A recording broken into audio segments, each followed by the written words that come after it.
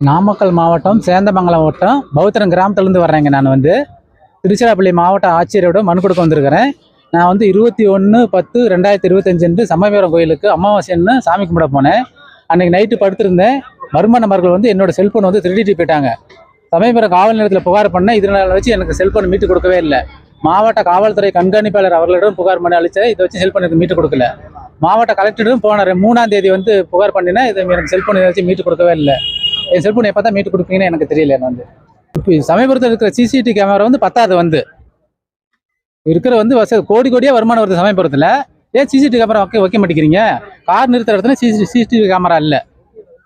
நான் படுத்திருந்த இடத்துலையும் பாத்ரூம் மேற்கால சைடு கேமரா இல்லை. இன்னும் 1000 கேமரா வைக்கணும்னு சொல்லி ஏற்கனவே இப்போ 3ஆம் தேதி என்ன பெட்டிஷன் கொடுத்துருந்தேன் திருச்சி மாவட்ட கலெக்டருக்கு. இதனால் வச்சு எந்த நடவடிக்கை இல்லைங்க. என்ன தர மனு கொடுக்குறேன், எந்த நடவடிக்கை இல்லைங்க. மாவட்ட காவல்துறை கண்காணிப்பாளர் இடமாற்றம் செய்யணும். இவர் எந்த மாவட்டத்தில் நியமிக்க கூடாது அப்படின்னு சொல்லி கோரிக்கை மனு கொடுக்குறேன். என்ன 20 நாள் ஆச்சு, இன்னும் பார்க்கவே இல்லை. எந்த நடவடிக்கை எடுக்கல, பார்க்கல. எனக்கு நாமக்கல் இங்கே நான் வர்றேன். எனக்கு காசு தான் 1000 ரூபா செலவாயிருக்குது. இதனால